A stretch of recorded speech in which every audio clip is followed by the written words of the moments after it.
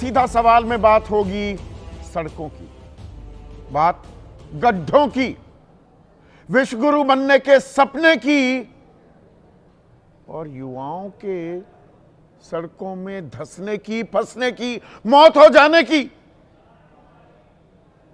हम जी चौथी सबसे बड़ी अर्थव्यवस्था बन गए हैं, दुनिया भर में हमारा डंका बज रहा है और हमारे युवा, हमारा आम नागरिक सड़कों में बने गड्ढों में धंस रहा है, फंस रहा है, मौत हो रही है। अभी युवराज वाला मामला ठंडा भी नहीं हुआ था, ध्यान है ना, नोएडा में कार गिर गई, एक बेसमेंट बनी हुई थी, उसमें पानी भरा हुआ था, 2 महीने हो चुके थे, किसी के कान में जू तक नहीं रेंगी। रात को वो लौटकर आ रहा था, घना कोहरा था, गाड़ी उसमें गिर गई, गाड़ी से बाहर निकला, 2.5 घंटे चिल्लाता रहा, 100 लोग मौजूद थे उसमें, नोएडा पुलिस, एसडीआरएफ, दमकल विभाग के कर्मचारी, कोई कुछ नहीं कर पाया। मूक दर्शक बनकर बैठी रही पूरी व्यवस्था। डबल इंजन सरकार, उत्तर प्रदेश में भाजपा की अगुवाई वाली सरकार, केंद्र में बीजेपी की अगुवाई वाली सरकार, और जुम्मा 4 दिन हुए नहीं उस बात को कि राजधानी दिल्ली में, वो तो नोएडा की बात थी, नोएडा का हादसा था, राजधानी दिल्ली में एक युवा घर लौट रहा था मोटरसाइकिल पर, हेलमेट भी लगा रखा था, गड्ढे में गिर जाता है। कोई मार्किंग नहीं, कोई बैरिकेडिंग नहीं, कोई सूचना नहीं, कोई अधिकारी वहां नहीं, हो गई मौत। यहां ट्रिपल इंजन सरकार है, केंद्र में तो बीजेपी की अगुवाई वाली सरकार है ही, दिल्ली सरकार बीजेपी की सरकार, और एमसीडी पर भी बीजेपी का कब्जा, और मरने वाले का नाम कमल। ये होती है आयरनी, इससे दुखद कुछ हो सकता है। वो पार्टी जिसका चुनाव चिन्ह कमल है, उसी शहर में जहां उनकी सरकार है, कमल नाम का युवा, उसकी मौत हो जाती है, और मौत ऐसी दर्दनाक, घर वाले रात भर खाक छानते रहे, पुलिस वालों से गुहार लगाते रहे, 6 थानों में गए, कोई कुछ नहीं बता पाया। आरोप लग रहे हैं लोकेशन सर्च भी हुई तो डिलीट कर दी गई।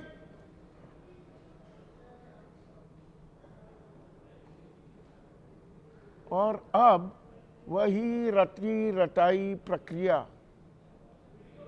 3 अधिकारियों को सस्पेंड कर दिया गया है, निलंबित कर दिया गया है।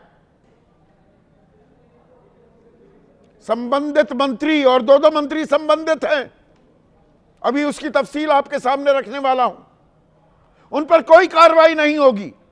वो मानने को ही तैयार नहीं कि बैरिकेडिंग नहीं थी, वहां किसी तरह के साइनेजेस यानी कि कोई संकेत देने वाले बोर्ड नहीं थे। एक तो लापरवाही, ऊपर से सीना जोरी। इसे महज मौत माना जाए या इसे हत्या करार दिया जाए? गैर इरादतन हत्या का मामला तो दर्ज हुआ है, लेकिन कार्रवाई होगी क्या और हम सुधरेंगे क्या? आपकी राय क्या है? आपके सुझाव और आपके सवाल, जो सीधा सवाल के अहम हिस्सा बन चुके हैं, उनका रहेगा इंतजार। तो आज मैं बात करने वाला हूं गड्ढों की, सड़क पर मौत की। पहले जब हम रिपोर्टिंग करते थे, मैं 10-15 साल 20 साल पहले की बात कर रहा हूं, एक सवाल होता था कि सड़कों में गड्ढे हैं या गड्ढों में सड़क है। पर क्या दरअसल हमारी व्यवस्था गड्ढों में फंस गई है, धंस गई है? सवाल क्या बदल गया है?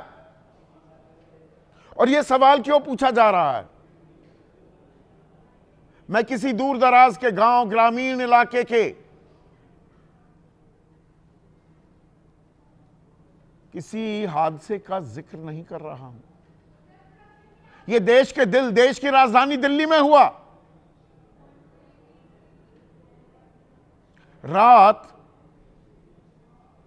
कल रात एक युवा, वो अपने घर लौट रहा था,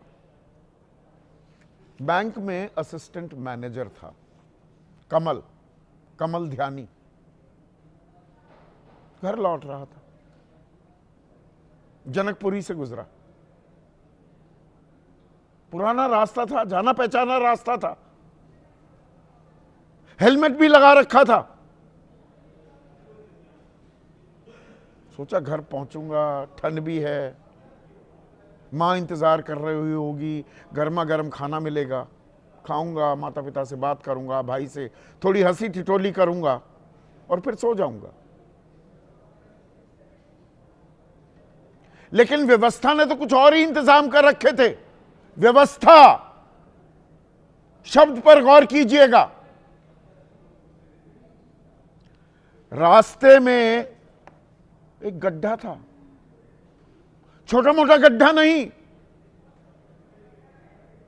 इसकी गहराई 17 फीट, यानी कि लगभग 5.25 मीटर गहरा, चौड़ाई 14 फीट, 4.25 मीटर की चौड़ाई देखिए आप, और 22 फीट की लंबाई, 6.5 मीटर से ज्यादा की लंबाई।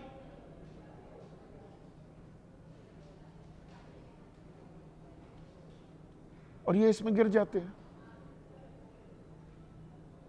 किसी को पता ही नहीं लगता। रात 11:53 पर कमल ने अपने एक दोस्त को कॉल किया कि भाई मैं जनकपुरी सिटी सेंटर पहुंच गया हूं और बस घर जल्द ही पहुंच जाऊंगा। जब घर नहीं पहुंचा कमल तो ढूंढाई हुई।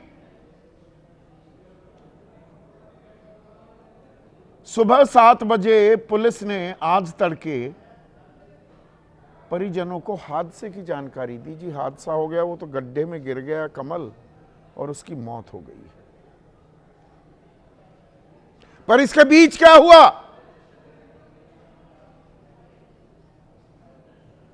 ये लापरवाही पूरी व्यवस्था की, जिसने हत्या कर दी। मैं पूरी जिम्मेदारी से यह शब्द इस्तेमाल कर रहा हूं।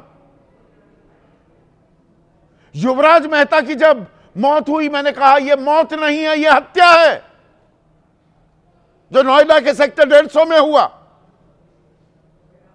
और जो जोगिंदर सिंह मार्ग पर जनकपुरी इलाके के कल रात हुआ, यह भी हत्या हुई है।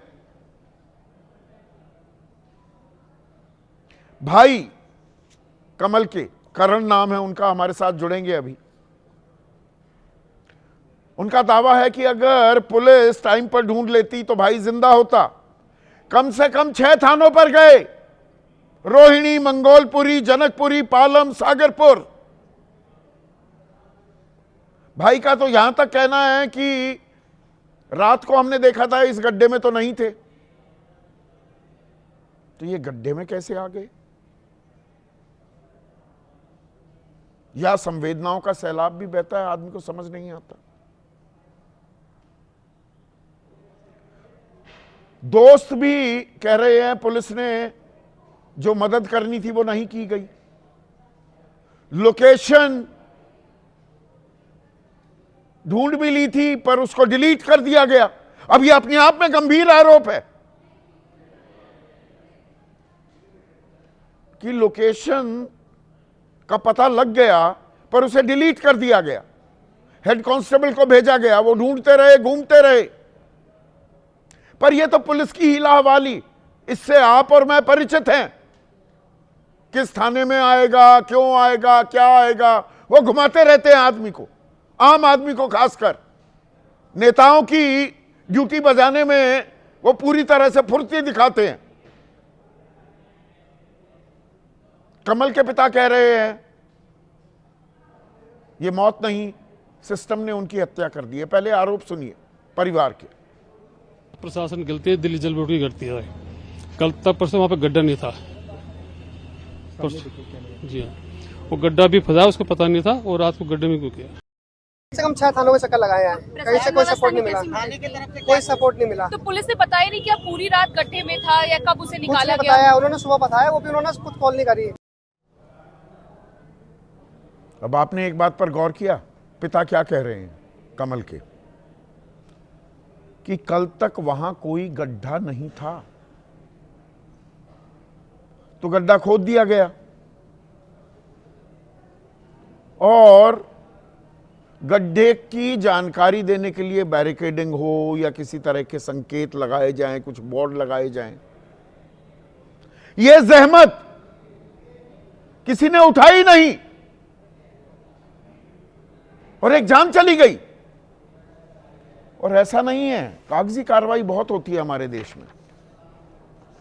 यह 24 तारीख का, 24 जनवरी, आज हम 6 फरवरी में बैठे हुए हैं, तो 13 दिन पहले का एक दिशा निर्देश Kaushal Raj Sharma, chief executive officer, Delhi Jal Board, उन्होंने क्या कहा था कि नोएडा में एक हादसा हुआ है, तो उसके मद्देनजर ये आदेश दिए जा रहे हैं, निर्देश दिए जा रहे हैं कि जहां पर भी कुछ खुदाई हो, कुछ निर्माण हो रहा हो दिल्ली में, तो वहां बैरिकेडिंग होनी चाहिए। बैरिकेड लगाइए, टेप लगाइए, रिफ्लेक्टर्स दिखे, रोशनी लगे तो पता लगे सामने कुछ है। हरी चद्दर लगाई जाएं, साइन बोर्ड लगाए जाएं, लेन मार्कर हों और बाकी सुरक्षा नियम कायदे उनको जमीन पर उतारना है। ये कागजों में रह गया और अब कागजों में कैसे रह गया, ये बात तो मानेंगे नहीं, सरकार कैसे माने। तो जो संबंधित मंत्री हैं, अब देखिए यहां पर एक और खेल है। दिल्ली जल बोर्ड वो आता है दिल्ली जल मंत्रालय के मातहत। मंत्री कौन है? परवेश वर्मा। और अर्बन डेवलपमेंट डिपार्टमेंट यानी कि शहरी विकास मंत्रालय, गृह मंत्रालय भी उनके पास है, वो हैं आशीष सूद। अब दोनों मंत्री वो क्या कह रहे हैं, जो भी जिम्मेदार होगा उसके खिलाफ सख्त कार्रवाई की जाएगी। और सख्त कार्रवाई के नाम पर क्या किया गया है? सख्त कार्रवाई के नाम पर जल मंत्री परवेश वर्मा ने जानकारी दी है कि एक एग्जीक्यूटिव इंजीनियर, एक असिस्टेंट इंजीनियर और एक जूनियर इंजीनियर, इन्हें निलंबित कर दिया गया है।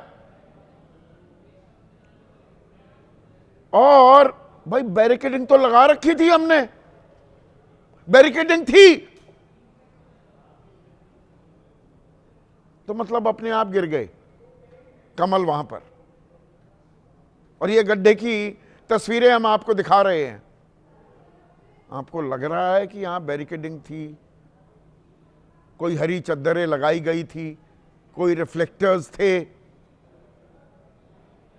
या कमल के साथ भी जो युवराज के साथ हुआ वैसा तो नहीं होगा। इसमें मीडिया भी सहायक हुआ था। सोशल मीडिया पर कुछ बिल्स वायरल होने लगे थे, अरे युवराज तो दोस्तों के साथ पार्टी कर रहा था गुरुग्राम में, और दारू भी पी थी, शराब भी पी थी, बिल भी आने लगे। 2 महीने से वो गड्ढा कैसे था वहां पर, उसमें पानी भरा हुआ था, वहां पर एक ट्रक ने भी एक्सीडेंट किया था, वो बैरिकेडिंग टूटी हुई थी, और 2.5 घंटे युवराज चिल्लाता रह गया। और तमाशबीन बनी नोएडा पुलिस, दमकल विभाग, एसडीआरएफ खड़े रहे।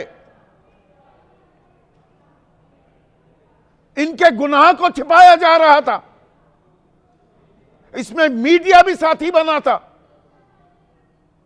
अब एक दो दिन बाद कुछ कहानी यहां भी रची जाएगी क्या? इतनी लेट क्यों आ रहा था भाई? मॉरल पुलिसिंग भी करने लगते हैं ना लोग, इतनी देर में क्यों आ रहा था कमल? अब दोनों मंत्री कह रहे हैं वहां तो बैरिकेडिंग थी। सौरभ भारद्वाज हमलावर हैं, आम आदमी पार्टी 10 साल रही दिल्ली में, अब वो विपक्ष में है तो वो भी आरोप लगा रहे हैं, उन्हें सुनी। अपीयरेंटली तो ये दिखता है कि सभी सुरक्षा के मानक थे। मैंने यहाँ चीफ इंजीनियर जल बोर्ड को हिदायत दी है कि तुरंत एक कमेटी बनाकर यहाँ के सुरक्षा मानकों की जांच की जाए। पहले ही आके आपने क्लीन चिट, आप गए वहां पे क्लीन चिट देने गए कि भाई विभाग की कोई गलती नहीं है, मगर फिर भी हम जांच करा लेंगे, ऐसा कहीं होता है? अब आशीष सूद जो मंत्री हैं और परवेश वर्मा का मैंने जिक्र किया, सुरक्षा मानक थे, बैरिकेडिंग थी। अभी अभी जानकारी आ रही है जो ठेकेदार यहां निर्माण का कार्य कर रहा था उसके खिलाफ गैर इरादतन हत्या की एफआईआर प्राथमिकी दर्ज कर दी गई है। जब सब कुछ चंगा सी तो भाई किस बात की एफआईआर कर रहे हो? फिर कल दोबारा इंस्पेक्शन करने के लिए इंस्पेक्शन नोटिस जारी करवाया है आशीष सूद ने। उनके ओएसडी विवेक मित्तल कह रहे हैं सबको बिल्कुल तैयार सावधान रहने के लिए कहा गया है।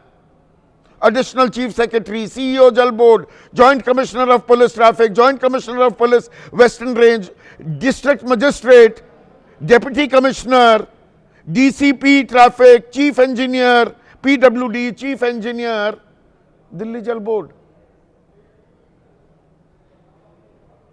तो फिर ये किस बात की हरकत दिखा रहे हैं जब कुछ हुआ ही नहीं? सिस्टम की तो गलती है ही नहीं।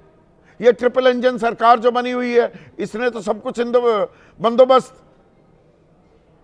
चाक चौबंद कर रखे थे। 1 लाख करोड़ का बजट है दिल्ली का, उसमें दिल्ली जल बोर्ड का 9,000 करोड़ का 10 महीने होने को आए बजट को पेश हुए। 60% भी अभी बजट का इस 9,000 करोड़ का 5,400 करोड़ भी इस्तेमाल नहीं हो पाया है, और वो भी साफ सफाई के कार्यक्रम के लिए ही इस्तेमाल किया जा रहा है। 6 थानों में परिवार पागलों की तरह गुहार लगाता रहा। तो यही रह गया है क्या आम आदमी के लिए? चीख पुकार चीत्कार नहीं सुनेगी सरकार। अब आप में से बहुत से लोग कहेंगे अरे क्यों अपना गला फाड़ रहे हो संदीप चौधरी, 140 करोड़ का देश है, हो जाती हैं दुर्घटनाएं, क्या करें? हर जगह पुलिस वाले को थोड़ा तैनात कर सकते हैं। बिल्कुल, हम चौथी सबसे बड़ी अर्थव्यवस्था बन गए हैं। ये आंकड़े बड़े हम दिखाते हैं। सड़क दुर्घटनाओं के मामले में हम नंबर 1 हैं, चौथी सबसे बड़ी अर्थव्यवस्था है, पर सड़क दुर्घटनाओं के मामले में हम नंबर 1 हैं दुनिया में। 1,73,000 मौतें होती हैं भारत में सालाना दुर्घटना के चलते। 1,73,000, सही आंकड़ा, बिल्कुल एग्जैक्ट आंकड़ा भी दे देता हूं, 1,72,890। चीन की भी आबादी हमारे जितनी ही है। बहुत से लोग कहते हैं ना आबादी it's a function of the population. वहां 60,676, 1/3। अमेरिका सबसे बड़ी अर्थव्यवस्था पूरी दुनिया की, सिर्फ 42,514।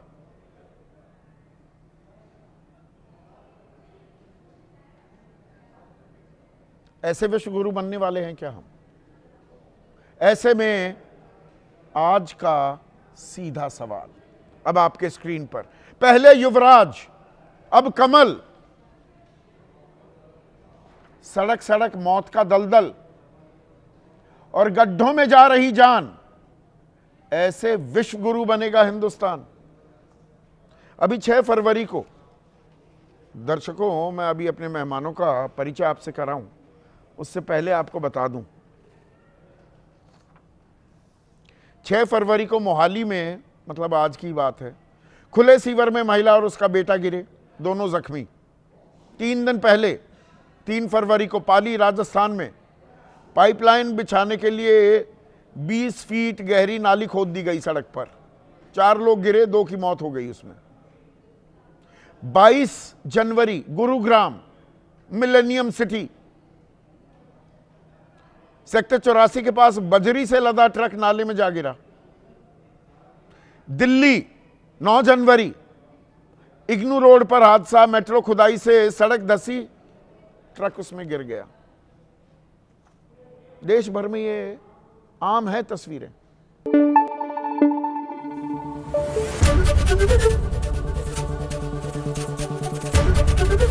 एबीपी न्यूज आपको रखे आगे।